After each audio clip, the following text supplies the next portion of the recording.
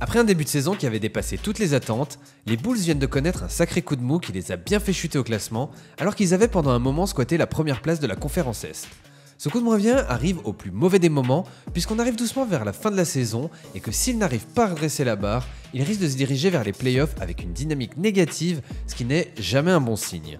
On va donc essayer de voir au travers de certaines stats et en décortiquant un peu certaines de leurs défaites récentes, pourquoi est-ce que leur niveau a baissé et ce qu'ils peuvent faire pour rectifier le tir avant les playoffs. Et s'éviter ainsi la désillusion d'une élimination rapide après avoir fait une si bonne première partie de saison. Donc asseyez-vous bien confortablement, abonnez-vous si c'est pas déjà fait parce que vous êtes quand même plus de 64% à regarder les vidéos sans être abonné, et c'est parti. Déjà, commençons par regarder la stat la plus évidente dans la chute des Bulls, leur bilan. Si on regarde le 25 février, il y a donc pas si longtemps que ça, les Bulls étaient premiers de la conférence Est. Ils étaient même la 4e meilleure équipe de toute la ligue avec 65% de victoires. Et depuis cette date-là, la chute est violente puisqu'ils sont la 5e plus mauvaise équipe de toute la ligue avec un piteux 23% de victoires sur un échantillon de 13 matchs, ce qui commence à être un échantillon suffisant pour se poser des questions.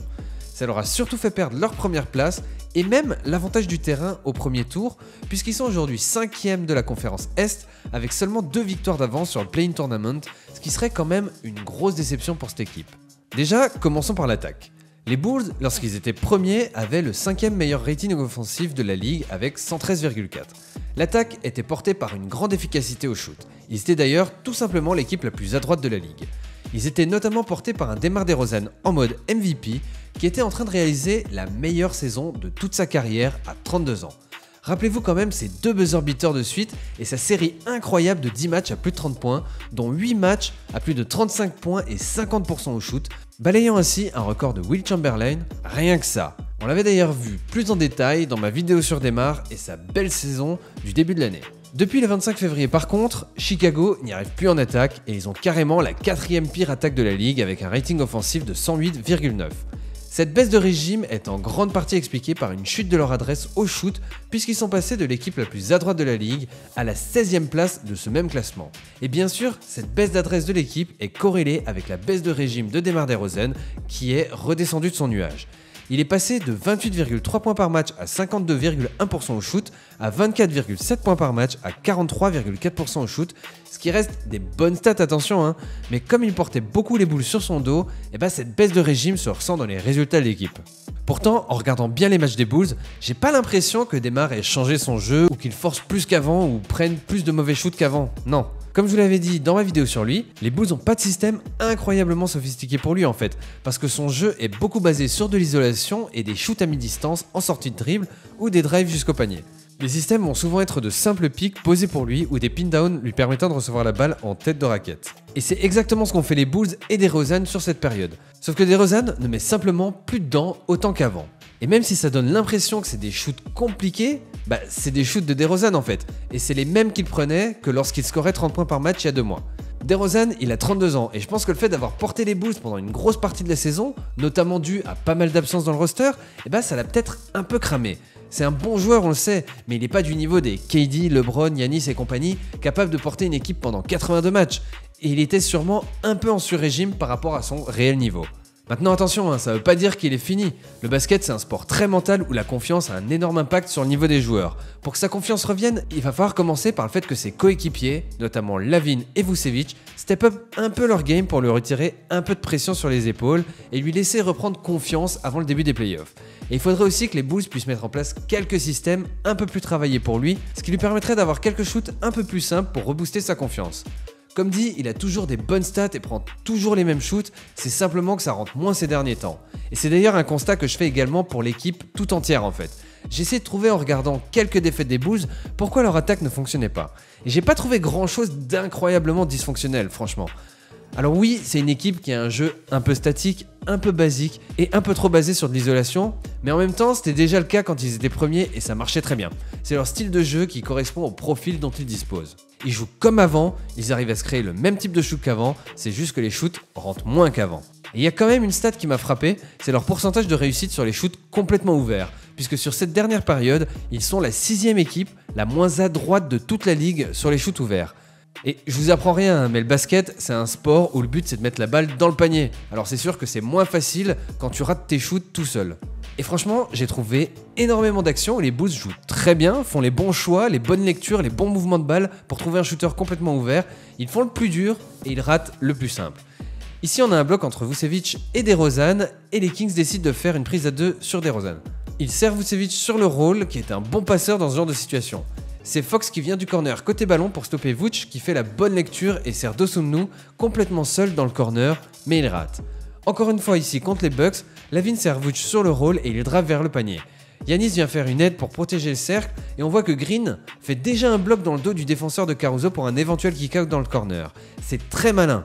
Vucevic sert Caruso qui est complètement seul, mais encore une fois il rate. Ici c'est pareil de nouveau contre les Kings, Dosunmu sert Vucevic dans la raquette, Vooch lui redonne directement pour qu'il puisse driver sur le close-out de Sabonis, Fox vient en aide et encore une fois très bonne lecture de jeu des Bulls et Dosunmu sert Caruso à 3 points. Là franchement, tu peux pas être plus seul que ça, mais encore une fois le shoot ne veut pas rentrer. Et le champion de l'équipe pour ça sur cette période, c'est Vucevic, qui est plutôt adroit sur ses post-up près du cercle, mais qui est le 8e joueur de la ligue, le moins adroit à mi-distance sur les shoots ouverts, ce qui handicape clairement son équipe, qui travaille pour lui donner de bonnes positions ouvertes qu'il n'arrive pas à convertir. Surtout que c'est souvent du pick and pop avec DeRozan ou Lavine, ce qui encourage encore plus l'équipe adverse à se focaliser sur eux et laisser Vucevic tout seul. Ici sur le pick and roll avec DeRozan, les Kings font la prise à 2 sur DeRozan. Il sert Vooch sur le pop qui est seul à 3 points et il rate. Ici c'est Lavine qui drive et les deux Kings se font aspirer sur lui, ce qui laisse encore une fois Vooch complètement seul. Lavine le sert et Barnes vient faire un close-out. Vooch fait une feinte de tir et se retrouve seul pour un shoot à mi-distance qu'il rate.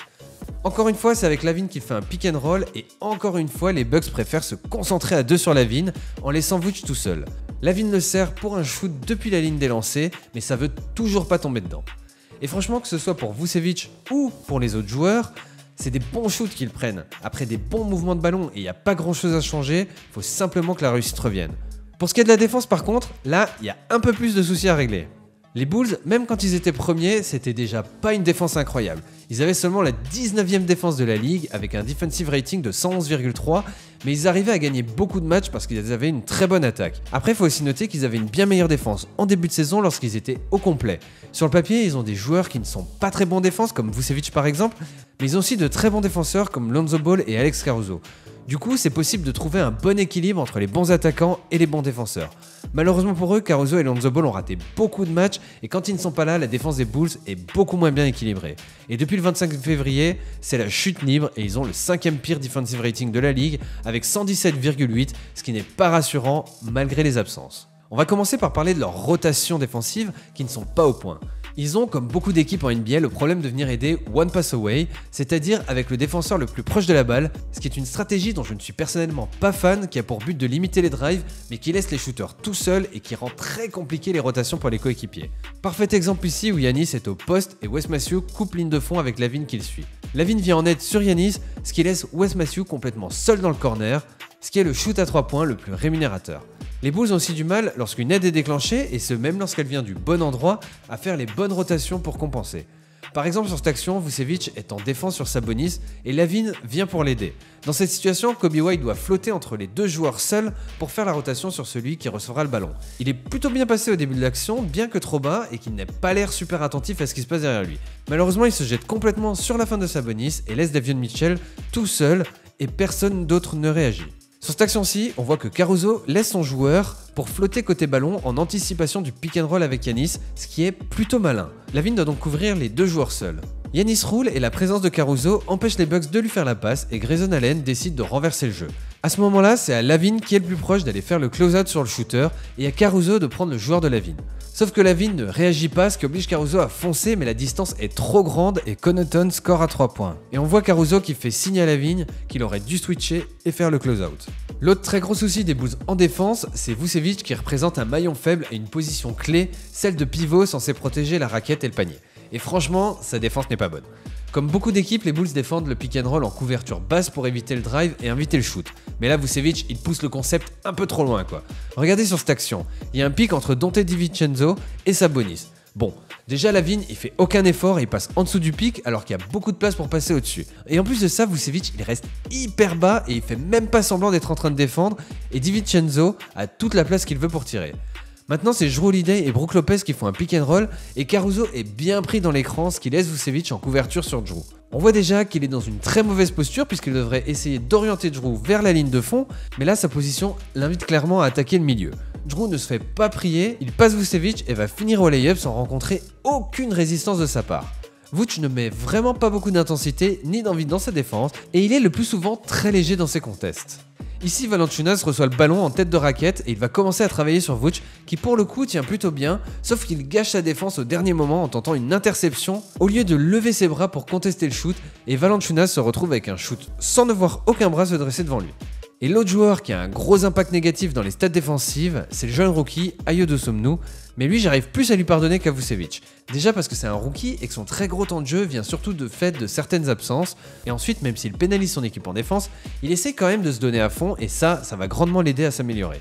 Mais pour le moment, il faudrait vraiment que les Bulls baissent son temps de jeu pour lui permettre peut-être d'être un petit peu plus efficace sur de courtes séquences. Parce que si on regarde les différentes line-up utilisées par Chicago depuis le 25 février, les seules qui n'ont pas un net rating négatif, c'est celles où Dosunmu n'est pas dedans. Et si on regarde les deux seules line-up qui ont un net rating positif, c'est celles qui ont au moins 2 bons défenseurs sur le terrain pour compenser les autres joueurs. On a Javonte Green et Alex Caruso dans celle-ci, et Derrick Jones Jr. et Caruso dans celle-ci, avec en prime Thompson qui est un meilleur défenseur que Vucevic.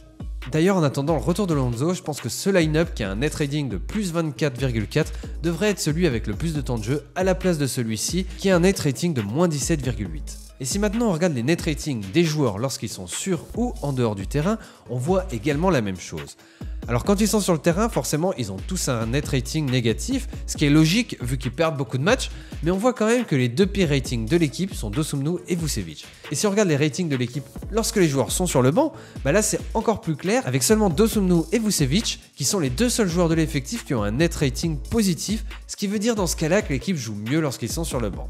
Et je le répète, pour Dosunmu, c'est pas dramatique, c'est un rookie un peu en difficulté dans une équipe qui va mal et à qui on donne trop de responsabilités. Donc ça change pas le fait que c'est un joueur très intéressant et qu'il a une belle marge de progression.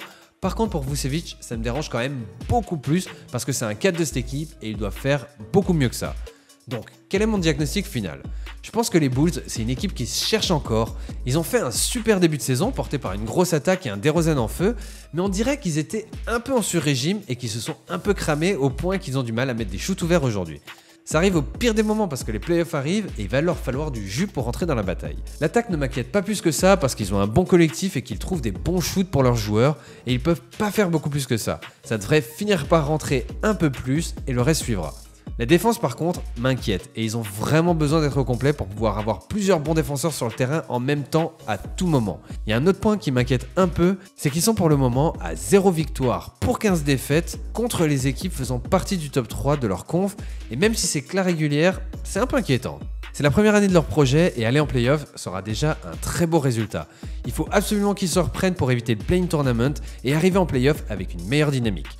Perso, je pense que le max pour cette équipe sera de passer un tour de playoff et encore, ça dépendra de leur adversaire. Mais encore une fois, ce sera un bon résultat pour une première année ensemble et il faudra ensuite voir comment améliorer l'effectif et voir si Vucevic est le bon fit autour de DeRozan et Lavine. Et vous alors, que pensez-vous de cette équipe des Bulls et jusqu'où vous les voyez aller en playoff? Si la vidéo vous a plu, n'hésitez pas à la liker, à la commenter, à la partager et surtout à vous abonner à la chaîne, c'est la meilleure façon de me soutenir et de ne pas rater les prochaines vidéos. Sur ce, les chauffeurs de banc, je vous dis à la prochaine. Ciao!